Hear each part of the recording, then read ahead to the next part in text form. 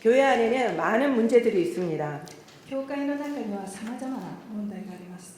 우리는 이런 모습 때문에 회의를 느껴서 교회를 또 여러 군데 옮겨 다니기도 하죠. 私たちはこんな姿に失望し、別の教会に移ったりする方もいらっしゃいます。 그런데 안타깝게도 문제가 없는 교회는 없습니다. しかし残念ながら問題のない教会は存在しません。 그 이유는 바로 그 문제는 구성원인 우리가 만들었기 때문이죠. なぜならその問題は構成員である私たち自身にその原因があるからです。 신약 성경은 복음서, 역사서, 그리고 서신서, 예언서로 나뉘어집니다. 新約聖書は福音書、歴史書、書簡、預言書に成り立っています。 여기에 보면은 서신서가 21권이나 됩니다. ご覧になっている通りに書簡は21巻にあります。 전체가 27권인데 말이죠. その新約聖書は全27巻ですけれども、 왜 이렇게 서신서가 많은 걸까요? なぜ書簡はこれほど多いでしょうか。 그것은 바로 바울은 가는 곳마다 교회를 세웠습니다. その理由はパウロは訪れる先々で教会を建てたからです。 그런데 갓 시작한 교회는 문제들이 너무나도 많았겠죠. しかし新しくできた教会には多くの問題がありました。 그렇지만 도움을 요청할 방법이 없었을 겁니다. しかし助けを求める方法がなかったと思います。 직접 바울에게 가거나 아니면은 편지를 써서 보내는 수밖에 없었을 겁니다. パウロのもとへ直接行くか、それとも手紙を書くしかありませんでした。 그리고 바울 입장에서도 편지는 대단히 편리한 목회의 수단이기도 했죠. またパウロにとっても手紙はとても効果的な牧会の手段でした。 왜냐하면 직접 갈 필요가 없었기 때문입니다. なぜなら直接行かなくても良いからです。 그렇기 때문에 서신서가 우리 성경에 많다라는 것은 그만큼 교회마다 그리고 개개인마다 문제가 많았다라는 것을 알 수 있습니다. ですのでこの書簡が多いということは、それだけ教会とその信徒の一人一人に問題が多かったことが分かります。 우리도 마찬가지죠. 私たちも同じです。 여러분들의 잠을 빼앗고 그리고 머리에 맴돌고 있는 문제들은 무엇입니까? 皆様を眠りを奪い、また頭から離れない問題とは何でしょうか。 문제를 생각하면요, 생각할수록 더 그 문제에 빠지게 됩니다. 問題を考えると、考えれば考えるほどその問題に深く入り込んでしまいます。 그리고 문제가 너무 크게 보여요. またその問題だけがとても大きく見えてしまいます。 바울은 이 문제들을 어떻게 해결했을까요? パウロはこうした問題をどのように解決したでしょうか。 지금 우리가 서신서를 읽고 있는데요. 이 서신서를 그냥 읽으면 안 됩니다. 私たちは今書簡を読んでいますけれども、この書簡はただ読むことではありません。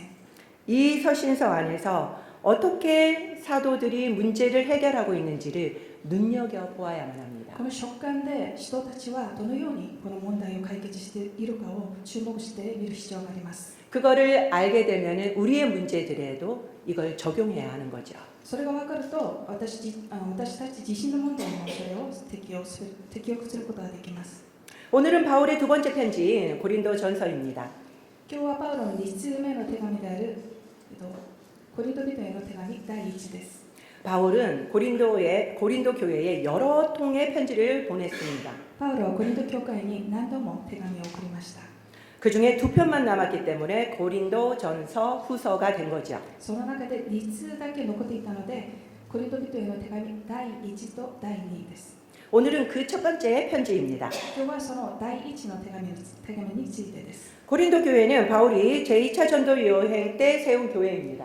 コリント教会はパウロが第2回伝道旅行の時に建てた教会ですけれども、 그곳에서 브리스길라와 아굴라를 만났죠. あそこでプリスキラとアキラに出会うことになります。 그리고 1년 6개월 동안 교회를 세웠습니다. またその1年6ヶ月間教会を建てました。 자세한 이야기는 사도행전 18장에 나옵니다. 詳しい話は使徒の働き18章に書かれています。 바울 서신을 읽을 때는요, 사도행전이 대단히 도움이 많이 됩니다. パウロ書簡を読むときはその使徒の働きがとても参考になります。 그렇기 때문에 꼭 함께 읽으시기를 바랍니다. ですので一緒に読むことをお勧めします。 오늘 고린도 교회를 이해하려면요, 먼저 고린도라는 도시를 이해해야 해요.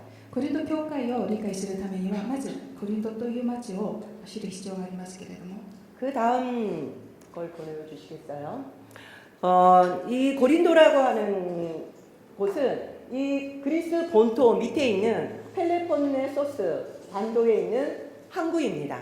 コリントという地域はそのキリスの本当の下にあるペレポネソース半島にある港町です。 여기는 로마에게 패망했다가 100년 뒤에 시저에 의해서 재건된 도시예요. あそこはローマに滅ぼされましたけれども、100年後シーザーによって再建されました。 고린도는 교통과 무역의 중심지였습니다. コリントは交通と貿易の中心地でした。 여기 보시면은 중심지라는 게 보이지요? あそこを中心地だというのが赤い文字で表示されてますけれど 그리고 も、 이것은 아가야였는데 아가야의 수도였습니다. またアカイアの首都でした。 지금은 그리스도의 수도는 아테네죠. 今ギリシャの首都はアテネですけれども、 대단히 그 당시는 대도시였습니다. 当時はとても大都市でした。 이 고린도에는 아프로디테의 신전이 있었어요. そのコリントにはアフロディテの神殿がありましたけど、 1000명의 여사제가 있었다고 합니다. 1000人の女司祭がいました。 근데 이 여사제가 매춘을 해서 우상숭배와 음행이 너무나도 만연한 도시였습니다. しかしこの女司祭の買収によって偶像礼拝と性的乱れが広まっていました。 그래서 고린도 사람 같다라는 말이 당시에도 성적으로 타락한 사람이라는 뜻이었다고 합니다. 当時のコリント人のようだという言葉は性的に堕落した人という意味の言葉でした。 그리고 그리스에는 4대 제전이 있었습니다. またギリシャには4つの祭がありましたけれども、 제일 유명한 게 우리가 알고 있는 바로 올림피아 제전이죠. 올림픽. 最も有名なのは皆さんご存知の通りオリンピア祭があります。 그리고 두 번째로 유명한 것이 바로 고린도에서 있었던 이스트미아 제전입니다. また次に有名なのがコリントであったイステミア祭です。 올림픽은 4년마다 있었지만 이스트미아 제전은 2년마다 있었어요. オリンピックは4年ごとに開かれましたけれども、イステミア祭は2年ごとに行われました。 그래서 대단히 경쟁 그리고 과시가 심한 도시였습니다. ですので、競争や見せびらかしがとても盛んな都市でした。 고린도 교회는 이 고린도의 특징을 그대로 가지고 있습니다.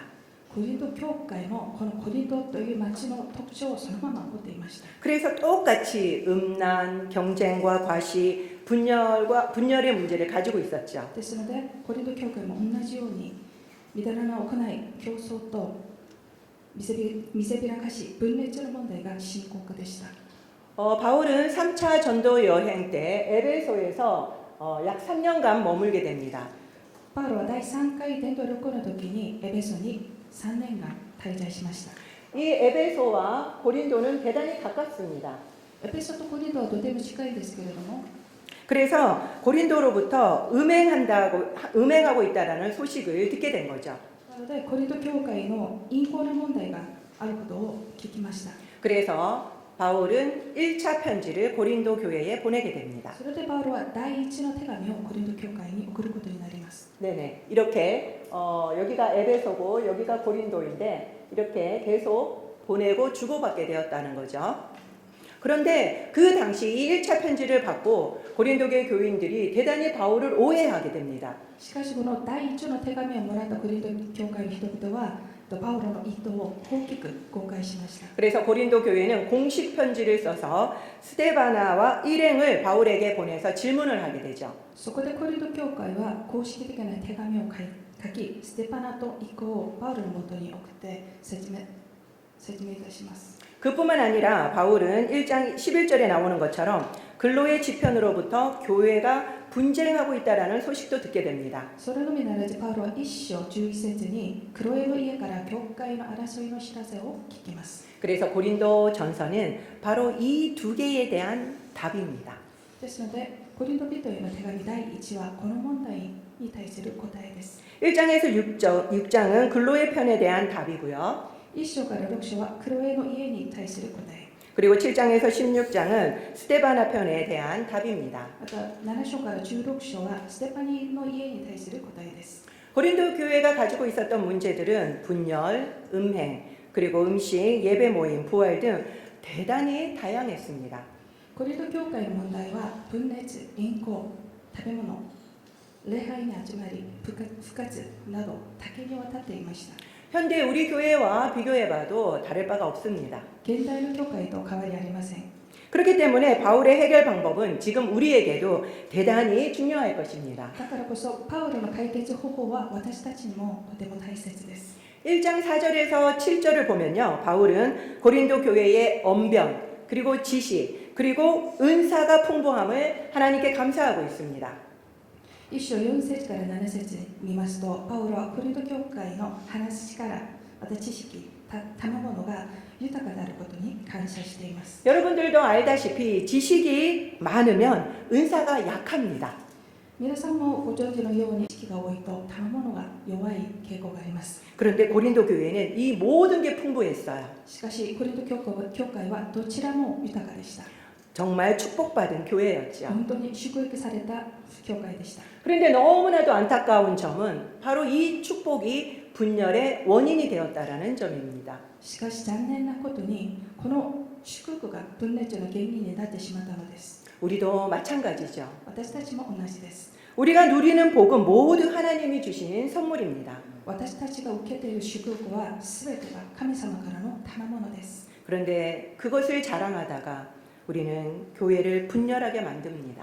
しかしそれを誇りに思い、教会を分裂させてしまうことがあります。 여러분은 지금 무엇을 자랑하고 계십니까? 皆さんは何を誇りに思っていらっしゃいますか？ 고린도 교회는 바울파, 아볼로파, 그리고 베드로파, 그리스도파로 나뉘어졌습니다. コリント教会はパウル派、アポロ派、ペテロ派、イエス派に分かれました。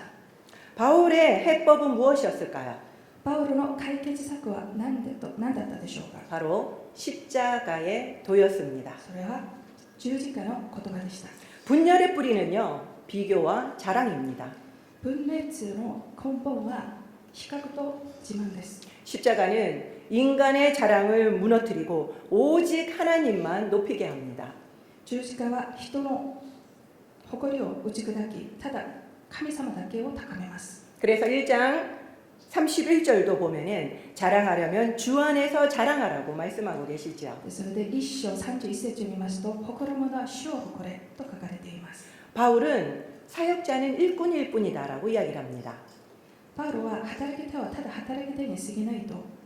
그렇기 때문에 예수님을 중심으로 십자가만 자랑하라고 하죠. ですのでイエス様を中心にして十字架だけを自慢してくださいと、言っています。 그렇게 하나 되라고 말합니다. そのように一つになることをお勧めしています。 십자가의 도는 모든 다른 문제의 해법이기도 하죠.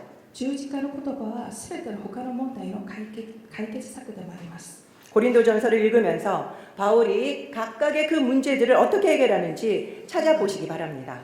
第一手紙を読みながら、パウロがその問題それぞれをどのように解決しているか共に探してみましょう。 아까 여러 가지 문제가 있다고 말씀드렸죠.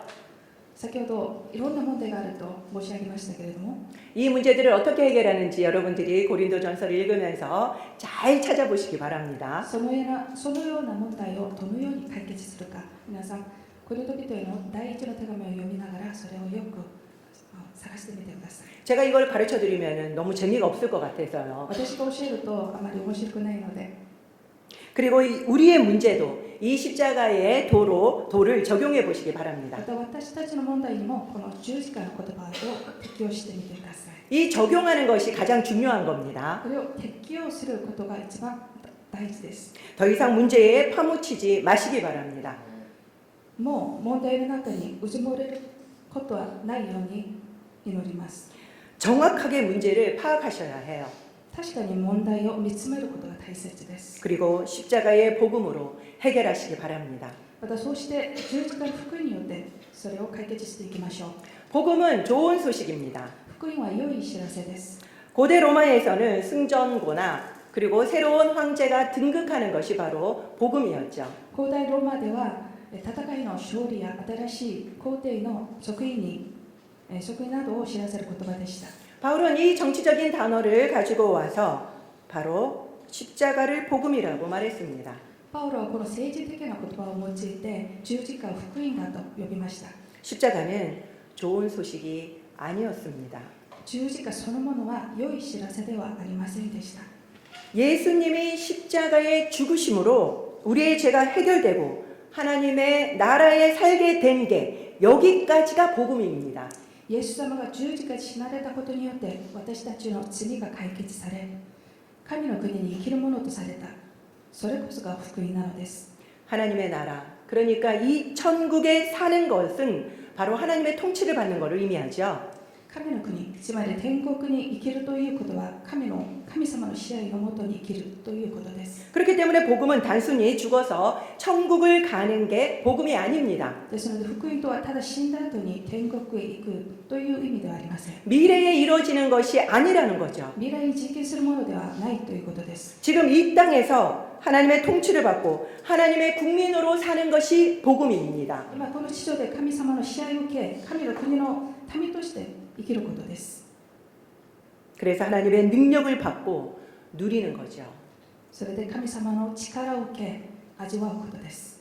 여기까지가 복음입니다. ここまでが福音です。 그런데 우리는 너무나도 복음을 부분적으로만 알고 있어요. しかし私たちは福音を部分的に理解しているのではないでしょうか。 지금 우리의 삶에서 하나님의 통치를 받는 것까지가 복음입니다. 私たちの人生に神様の支配を受ける、そこまでが福音なのです。 여러분들은 지금 하나님의 통치, 하나님의 다스림을 받고 계십니까? 皆さんは今神様の支配を受けていますか？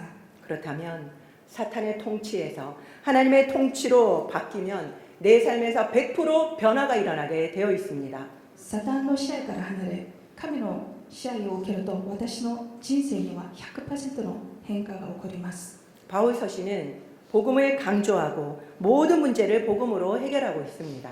パウロ書簡は福音を強調し、すべての問題を福音で解決しています。 그렇다면 복음이 무엇인지를 우리가 분명하게 알아야만 で 합니다. したら私たちは福音が何かを確かに知る必要があります。 우리는 지식적으로만 복음을 알고 있습니다. 私たちは知識的に福音を知っているかもしれません。 그리고 복음의 일부만, 부분적으로만 우리가 복음을 알고 있을 때가 너무 많습니다. それから福音の一部分だけ理解している時が多いです。 그래서 저는 우리가 함께 이 사도 바울의 서신을 읽으면서 복음이 무엇인지를 알게 해달라고 기도했으면 좋겠습니다.